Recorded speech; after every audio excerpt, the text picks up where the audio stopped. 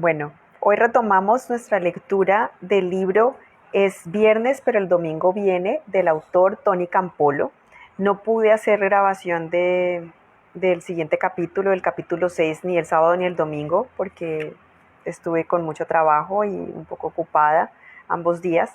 Pero bueno, hoy retomamos y miren, este capítulo está muy relacionado con lo que al principio el autor dijo sobre cómo Cristo nos satisface nuestra necesidad o responde a nuestra necesidad de salud psicológica y bienestar emocional, cuando el autor hablaba de que lo más importante para Cristo no es nuestro pasado, sino nuestro futuro. Y en ese futuro tenemos que tener un propósito de vida. Y bueno, esto está como muy acorde a lo que ya se habló en ese primer capítulo, en ese segundo capítulo del libro. Les recomiendo que vayan y busquen el video y que lo miren, lo escuchen, porque está muy bonito este libro, de verdad. Bueno, vamos a orar, vamos a ponernos delante de la presencia del Señor. Padre, yo hoy te pido, te doy las gracias primero, siempre no te pido, primero las gracias, Señor. Gracias por esta semana que entra, gracias por permitirnos estar en tu presencia, Señor, en este momento leyendo este material. Gracias, Señor, porque este material ha sido de bendición para mi vida y yo quiero que sea de bendición para otros hermanos en la fe y también para personas que de pronto no te conozcan, pero que escuchen algo de tu verdad, bendito Dios, y de pronto eso, bueno, les hable de alguna manera. Gracias, Padre Precioso, porque tus ángeles van a hacer llegar estos videos a las personas que necesitan escucharlo. Tú los unges, Espíritu Santo. Gracias, Padre, porque también nos cubres con tu sangre. Nos tienes protegidos del maligno, sellados del maligno. Te alabamos y te bendecimos y te agradecemos porque tú estás, Espíritu Santo, implantando en nuestros corazones todas estas verdades, y que estas verdades sean transformando nuestros corazones y transformando nuestras vidas también. En el nombre poderoso del Señor Jesucristo te hemos orado, con el poder, la unción y el fuego de tu Santo Espíritu. Amén y amén. Bueno, bendiciones, hermanos, a todos los que me escuchen, perdón.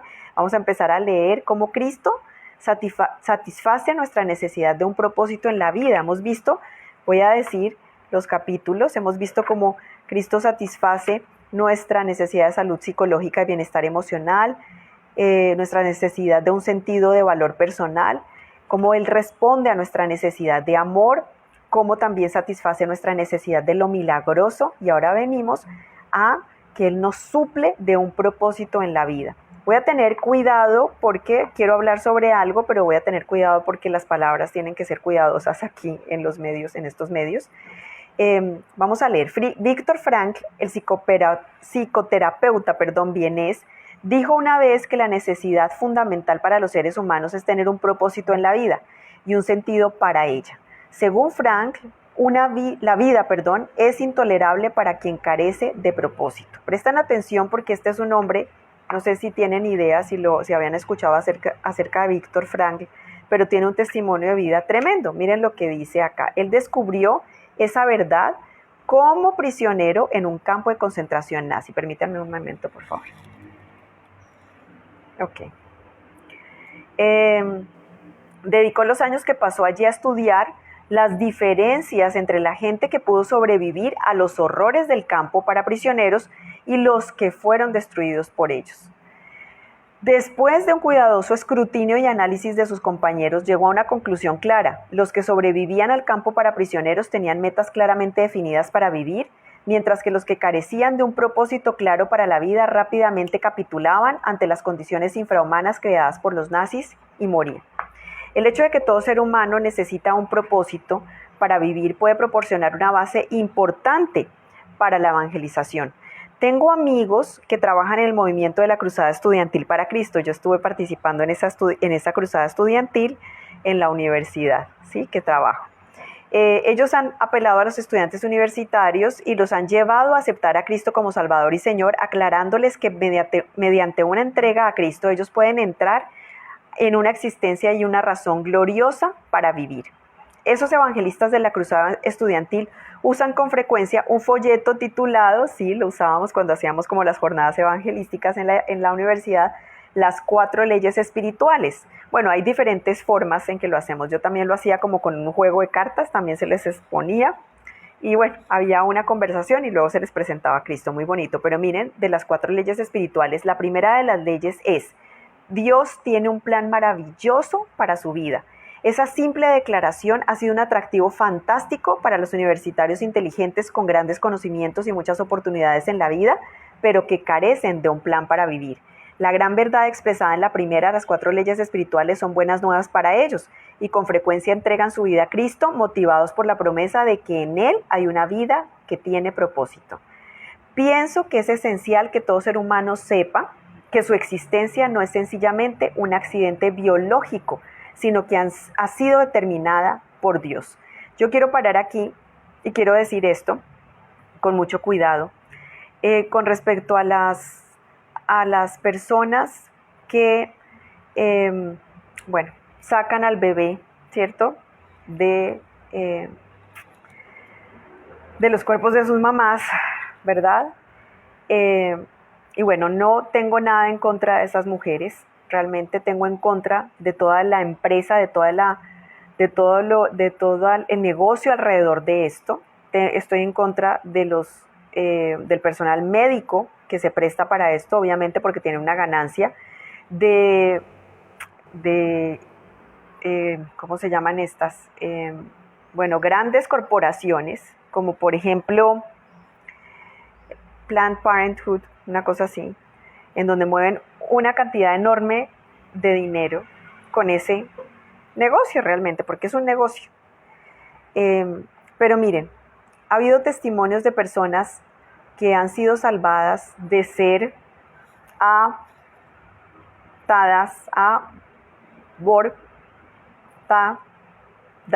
por sus mamás, ¿cierto? Sus mamás finalmente decidieron no hacerlo, ¿cierto?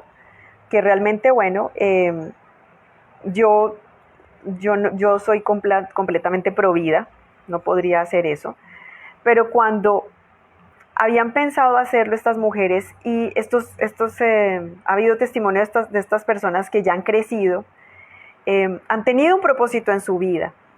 Entonces, aunque una persona sea concebida, incluso en condiciones tremendas, por ejemplo, la violación, ¿cierto? Que sean productos de estos tipos de abusos, ¿cierto? Yo creo que hay más de un testimonio de personas que han tenido unos propósitos de vida extraordinarios y sus mamás habían pensado en hacerlo y no lo hicieron. Entonces miren que no es un accidente biológico.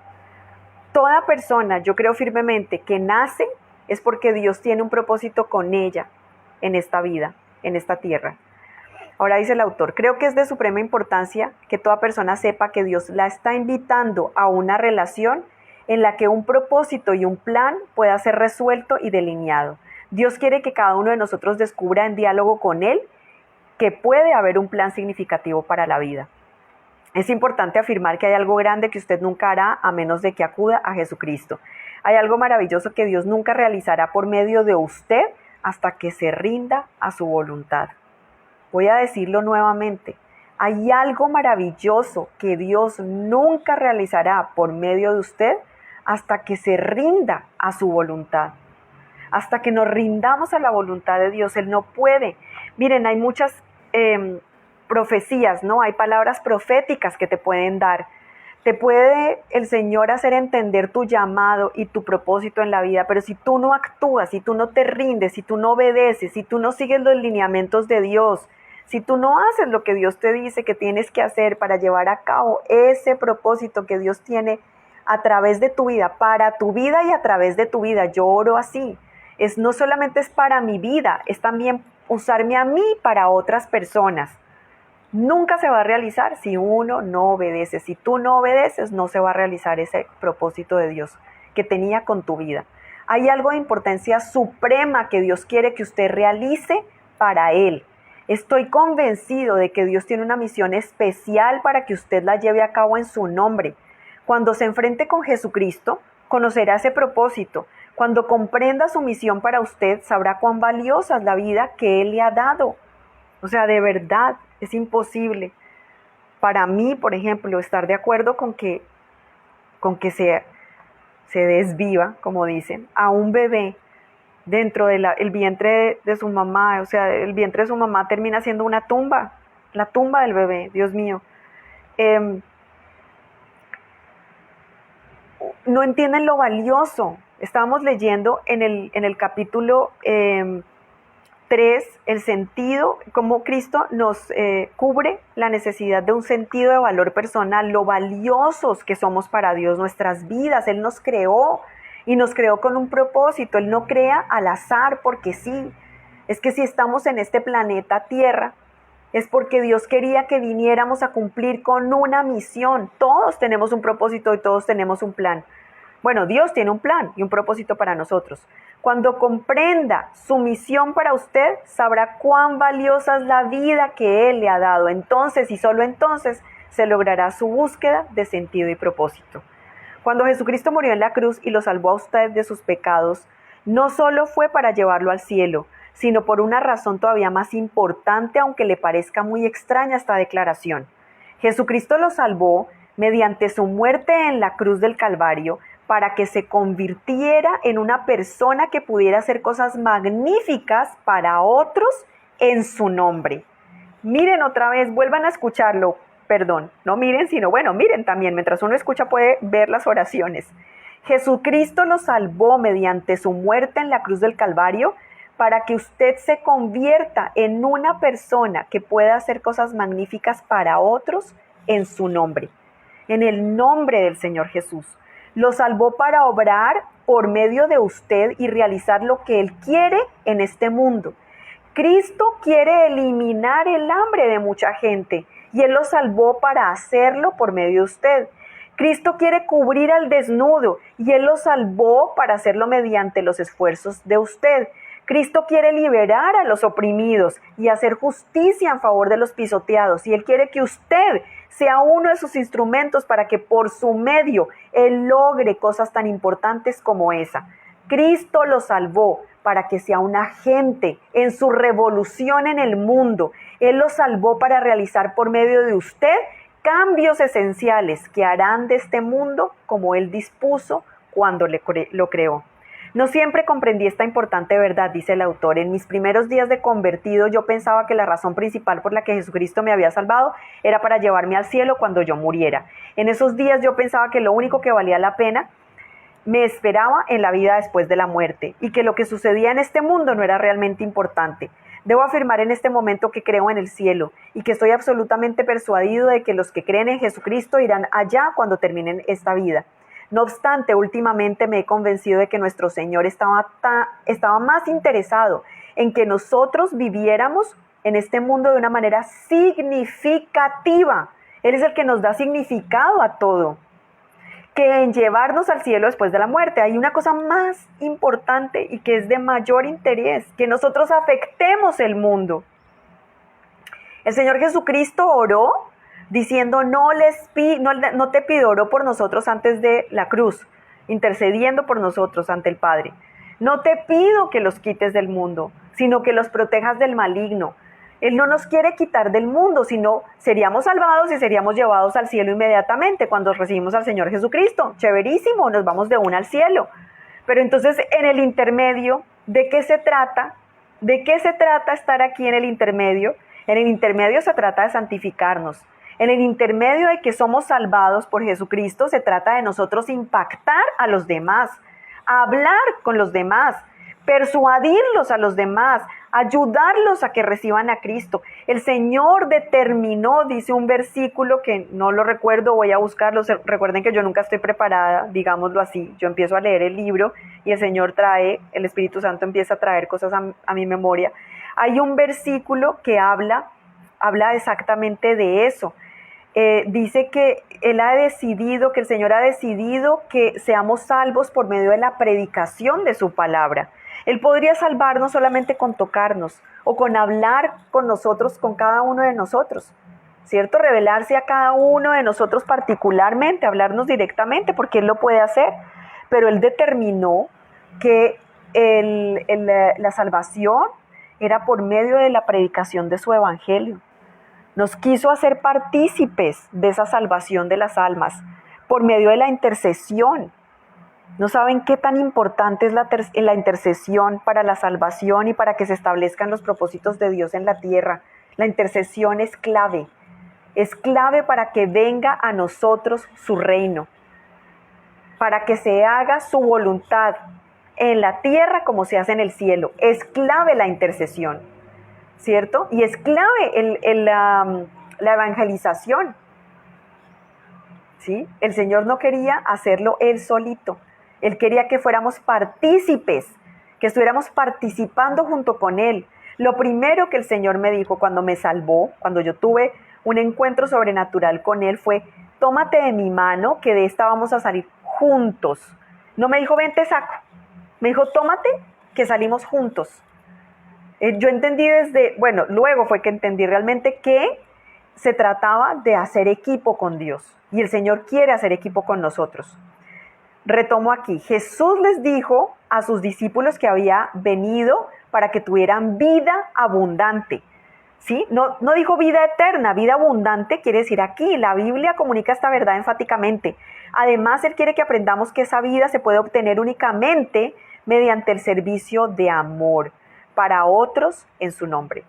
Sí, claramente, todo lo que hagamos para el Señor tiene que ser en amor. Ese es el ingrediente secreto, ¿cierto? Ese es el ingrediente secreto para el éxito. Todo tiene que ser hecho en amor. Todo lo que hagamos para el Señor tiene que ser en amor. Su mensaje es que el gozo, el brillo de la vida y la realización se pueden obtener únicamente cuando dedicamos nuestra vida a la tarea que Él tiene para nosotros. Miren, no vamos a tener, voy a decirlo de otra manera, como Él lo está diciendo, voy a parafrasear. No vamos a tener gozo, no vamos a tener brillo en la vida y no vamos a sentirnos realizados hasta que no dediquemos nuestra vida a la tarea que Él tiene para nosotros. Por eso es importante, y vamos a orar para que el Señor nos revele sus propósitos. No es en recibir lo que nosotros queremos, sino en hacer lo que Él quiere que llegamos a ser esas personas actualizadas con un sentido de éxtasis respecto a la vida. Toda persona necesita hacer con su vida algo de absoluta importancia, y las buenas nuevas son que Jesucristo tiene algo especial para cada uno de nosotros. Me sorprende que tantos no reconozcan que servir a otros por Jesucristo es la única respuesta correcta que se puede dar a Dios a todo lo grandioso que Él ha hecho para nosotros y por nosotros, ¿no? Esas personas no ven que no hay otra manera de ser santo. Para santificarnos, ¿cómo nos santificamos? No nos santificamos como unos ermitaños, por ahí como me dijo ayer domingo un nuevo muchacho que conocí, un muchacho muy jovencito de 25 años, nos dieron desayuno a los nuevos que estaban, nos invitaron a desayunar a los nuevos que estábamos en la iglesia, que llevábamos ya como un mes, 2 mesecitos, para darnos la bienvenida, para hablarnos un poquito de todo cómo funciona. Y este muchacho, un muchacho bien juicioso a los ojos de Dios, decía eso, decía que estamos siendo santificados y que estamos siendo instrumentos de Dios, que el Señor nos ha separado y nos ha santificado para que seamos instrumentos y para que brillemos, para que seamos luz para otros. Y bueno, retomo aquí que dice él que la palabra santo, según los etimólogos, significa separado. Y precisamente fue esto lo que se habló. De manera que la santidad no es una religiosidad que dice soy mejor que tú, sino una disposición de permitir a Dios que lo separe para su obra. Es lamentable que muchos piensan que la manera de expresar el señorío de Cristo en su vida es comportándose religiosamente superior a los demás, cuando en realidad significa ser el siervo de los demás. Esto es lo que a mí me duele. A mí me duele muy profundamente esto. Por eso yo hablo de los religioteólogos, ¿cierto? Miren que habíamos visto en el capítulo 5, cuando hablábamos de cómo Jesucristo nos satisface la necesidad de lo milagroso, cómo al hacer el comentario, el autor a un amigo así, todo teólogo, sobre un milagro que había él sido, partícipe, porque él oró por esta persona, por un niño y se sanaron sus piernas, un niño que tenía sus piernitas como torcidas y que tenía que usar aparatos. Y el Señor obró en medio de su oración y se lo comentó a algún amigo teólogo porque el autor pues es un hombre como intelectual, es profesor de sociología, y esta persona reaccionó diciendo que no cabía dentro de su teología esas situaciones de algo milagroso.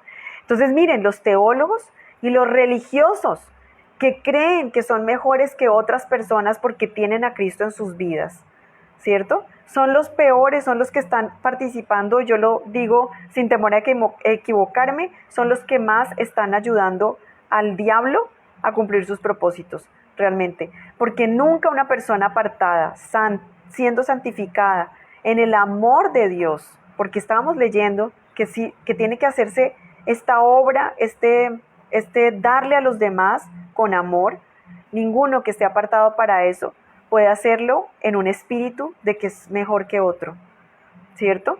Sino que es una disposición para permitir que Dios obre en nosotros y que nosotros obremos, o sea, que Dios obre por medio de nosotros, que nosotros obremos para los demás.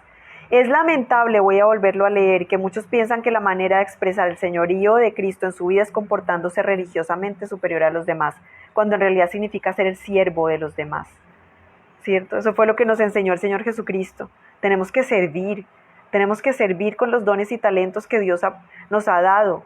Y precisamente en la iglesia, después de que terminamos el desayuno, bajamos al templo y estaban en unos grupos de trabajo con los servidores y estaban hablando de eso, ¿cierto? De cómo estamos poniendo a la disposición de los demás nuestros dones y nuestros talentos. Eso es servir a Dios, eso es ser siervo de nuestros hermanos. Mi propósito aquí, dice el autor, no es condenar la devoción. Algunos de mis mejores amigos son devotos, pero a veces me pone un poco inquieto. Cuando era recién convertido, mis amigos cristianos me comunicaron que yo debía ser piadoso. Me dijeron que si quería ser un cristiano verdadero, debía vivir de acuerdo con una serie de reglas que ellos decían, eso es la religiosidad, que ellos decían me separarían del mundo. No, el Señor nos consagra, nos aparta para santificarnos, nos consagra para su servicio, pero servirlo a Él es sirviendo a los demás. Miren, en la mayoría de los sermones que oía se me exhortaba a seguir esas reglas más que a ser un servidor de los demás. Parecía como si hubiera 1001 mensajes desde el púlpito sugiriendo que la vida cristiana era una colección de lo negativo en vez de lo positivo. Se me dijo de un sinnúmero de cosas que los cristianos no debían hacer, pero no recibí una imagen muy clara de lo que se supone que debía hacer por los demás. No recibí una imagen clara de lo que se suponía que debía hacer por los demás. Los miembros del grupo juvenil de nuestra iglesia canturreábamos jocosamente. No fumamos, ni bailamos, ni mascamos, ni andamos con muchachas que fuman y bailan y mascan. Ser cristiano se definía esencialmente como renunciar a los placeres mundanos en vez de ser un llamamiento a entregarse a la tarea que Dios tiene para nosotros en este mundo. Todavía recuerdo a un predicador que golpeaba el púlpito y gritaba, el baile excita a la lujuria de la carne. Describía con lujo de detalles las maneras en que el baile alborotaba las hormonas y estimulaba los deseos sexuales. Para cuando hubo terminado me tenía ilusionado pensando extraordinario, se oye divertido. No quiero minimizar demasiado la importancia de estos sermones porque en muchos sentidos el predicador tenía razón. Me percato de esto cuando casualmente sintonizo algún baile moderno en la televisión. Hasta el vistazo más fortuito comprobará que los movimientos pélvicos de estos tipos de bailes tienen la capacidad de excitar a toda clase de deseos sensuales. Quizá usted se incline a considerarme como un viejo verde, pero me parece que si un joven se pone frente a una joven vibrando eróticamente durante horas, los dos van a acabar muy estimulados sexualmente. Si no se excitan con esos giros, yo no los llamaría espirituales, sino muertos. No obstante, pudiera haber cierta hipocresía de parte de la iglesia, de las iglesias que condenan el baile. Con demasiada frecuencia esas mismas iglesias que predican contra el baile patrocinan los paseos en carretes de heno. Bueno, en su cultura, ¿cierto? En Estados Unidos. No quiero pecar de cínico, pero he estado en esos paseos y a menudo lo que sucede en el heno hace parecer moderado lo que ocurre en la pista de baile por comparación. Dios mío, no sabemos cómo son esos paseos. Me imagino que irán al campo y estarán allí con heno, tal cual, con paja y harán cosas, no sé, supongo. que debe ser así. Otra característica de piedad que se enfatizaba en mis años de adolescencia era mantenerse alejado del cine. Oía evangelistas gritarles a sus oyentes qué sucederá si se encuentran en el cine cuando suene la trompeta final. Me moría de miedo cada vez que iba al cine. Estaba seguro de que a mitad de la película sonaría la trompeta y regresaría el Señor. Lo peor de todo que me preocupaba era, que no vería el final de la película. Fumar era la otra prohibición entre la gente con la que me juntaba en mis primeros años de ser cristiano. Y debo admitir que todavía tengo toda clase de reacciones negativas con el vicio de fumar. Creo que es un hábito horrible. En cuanto a mí respecta, la familia que fuma junta se sofoca junta. Cuando era adolescente tenía la impresión de que besar a una muchacha que fumaba era como besar un cenicero. Le ha tocado subir en un avión y sentarse en la sección de no fumar solo para que el tipo de al lado de usted encienda un cigarrillo y deje que el humo flote hasta su rostro mientras usted se sofoca. Por lo general dirá, ¿no te molesta si fumo? A mí me dan deseos de responder no, si no le molesta a usted, que yo vomite. Si solo pareciera que me estoy burlando, solo pareciera que me estoy burlando de la mentalidad que condena el fumar, el bailar y el beber. No estoy ganando su atención. Si solo pareciera que me estoy burlando contra esa mentalidad, está diciendo el autor, no estoy ganando su atención sobre el punto que quiero hacer. Pienso que estas prácticas, junto con muchas otras, pueden motivar a los que quieran establecer un estilo de vida cristiano a plantearse preguntas muy serias. Sin embargo, me perturba cuando los cristianos hacen del abandono de tales costumbres la esencia de la fe cristiana. Reacciono contra los que harían de esa clase de religiosidad personal la esencia del cristianismo. La verdad es que uno puede dejar de fumar, bailar, ir al cine y no andar ni cerca de lo que es importante en la vida cristiana. En los días de Jesús, los fariseos que vivían según la letra de la ley siempre trataban de superarse entre ellos en el cumplimiento de los requisitos de la forma de piedad que había surgido en la sociedad judía. Cuando Jesús reaccionó negativamente con respecto a su estilo de vida, estableció claramente que la esencia de la piedad no se lograba con un estilo de vida legalista de religiosidad personal, sino con el amor abnegado en favor de los pobres y en el servicio a los perdidos. Jesús dejó bien claro que es posible ser muy devoto y perder el sentido verdadero de la piedad. Ya es tiempo de que tomemos en serio la afirmación que hizo Jesús cuando dijo que quien quiera ser su discípulo tendrá que negarse a sí mismo, vender lo que tiene, tomar su cruz y seguirlo a Él. La disposición de sacrificar todo lo que somos y tenemos para servir a Cristo y a la gente que Él nos ha llamado a amar es la única respuesta aceptable para lo que Jesucristo ha hecho por nosotros en el Calvario. La religiosidad personal no es sustituto del sacrificio del amor. Romanos 12:1-2 dice, así que hermanos, os ruego por las misericordias de Dios, que presentéis vuestros cuerpos en sacrificio vivo, santo, agradable a Dios, que es vuestro culto racional. No os conforméis a este siglo, sino transformaos por medio de la renovación de vuestro entendimiento para que comprobéis cuál sea la voluntad de Dios, agradable y perfecta. La buena voluntad de Dios, agradable y perfecta. La mayoría de nosotros nos hemos estado engañando. Hemos intentado simular que podemos vivir en la opulencia de la clase media típica en un mundo que sufre de pobreza desesperada y seguir llamándonos cristianos. Tratamos de evitar pasajes como 1 de Juan 3:17-18, que dice, pero el que tiene bienes de este mundo y ve a su hermano tener necesidad y cierra contra él su corazón, ¿cómo mora el amor de Dios en él? Hijitos míos, no amemos de palabra ni de lengua, sino de hecho y en verdad. Señor, gracias, porque tú estás haciéndome pensar qué es lo que yo estoy haciendo también como cristiana, Señor. Esos versículos plantean preguntas cruciales. ¿Cómo puede cualquier persona decir que ama a Jesucristo y no responder al sufrimiento de la gente que Él ama? ¿Cómo es posible que cualquiera diga que está imitando a Jesucristo mientras aceptara el excedente de su riqueza en el rostro, mientras acapara el excedente de su riqueza en el rostro de los que desean ardientemente alimento para sobrevivir? No significa ser cristiano dar de comer al hambriento, vestir al desnudo, liberar a los cautivos, ministrar a los enfermos. ¿No son estas acciones infinitamente más importantes que la adhesión a los rituales de la religiosidad personal que han sido creados por los legalistas religiosos? Dirijo una pequeña organización misionera llamada Asociación Evangélica para la Promoción de la Educación, que ha desarrollado varios proyectos en países tercermundistas. Uno de ellos es un orfanato diseñado para cuidar a niños que han sido abandonados por sus padres y son las víctimas de la desnutrición. Esos niños están debilitados y arruinados. A menos de que reciban tratamiento intensivo, morirán en pocos meses. Y a menos de que reciban tratamiento intensivo, morirán en pocos meses. Planeamos el orfanato para 50 niños con la creencia de que era suficiente para acomodar a todos los que vivían en los tugurios de la ciudad de nuestra organización, que nuestra organización había fijado como objetivo. El día que abrimos el orfanato, llevamos un autobús a la región de Tugurios donde vivían esos niños desesperados. Sin embargo, en vez de 50, encontramos esperando 4 veces más ese número. Todos ellos estaban en la misma condición debilitada, enfermiza. Todos parecían estar tan desnutridos que la muerte los acechaba en un futuro inmediato. Podíamos cuidar a 50, lo que significaba que negaríamos a la mayoría el cuidado amoroso que necesitaban para sobrevivir. En las siguientes horas tuvimos que pasar por el increíble proceso de seleccionar cuáles de esos niños vivirían y cuáles morirían. Tuvimos que decidir cuáles niños irían a vivir en nuestro orfanato y cuáles continuarían viviendo en los Tugurios hasta que los alcanzara la muerte. No hay manera de que usted pueda imaginar el dolor y la conmoción que acompañó el proceso de elegir y de decidir. Pero hicimos lo que debíamos y cuando terminamos la agonizante tarea pusimos a los seleccionados en el autobús y los enviamos al orfanato. El sacerdote de la parroquia católica en el Tugurio nos expresó su gratitud por lo que hacíamos y compartió nuestra aflicción por haber rechazado a tantos otros necesitados. Entonces pidió a los que habían quedado atrás que cantaran para nosotros para mostrar su aprecio por haber ayudado a los demás. Sentí un profundo dolor en mi alma cuando oí a esos niños con sus estómagos alargados por la desnutrición, con piernas tan enflaquecidas que causaban admiración verlas sostener el peso de sus cuerpos.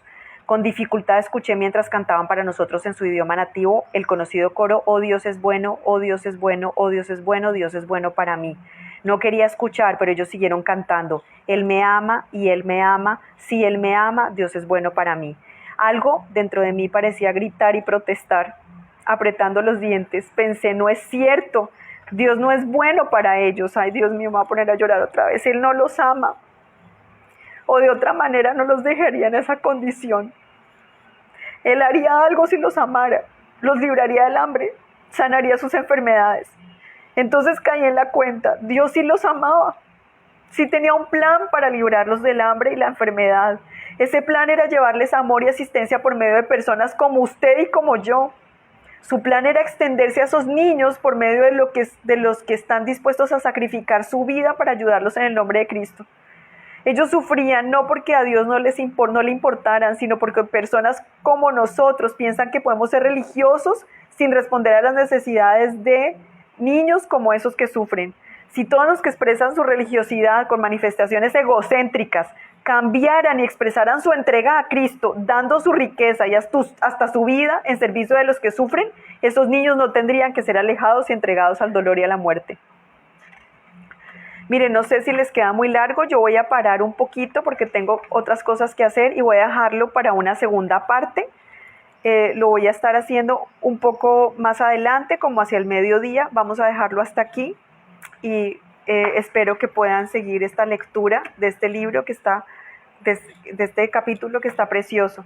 Cómo Dios satisface tu propósito en la vida, y estamos viendo que el propósito mayor es que sirvamos y que no estemos envueltos en estas capas de religiosidad y de legalismo, y que no sea un cristianismo egocéntrico lo que estemos viviendo, sino que sea el salirnos de nosotros mismos para ir a los demás.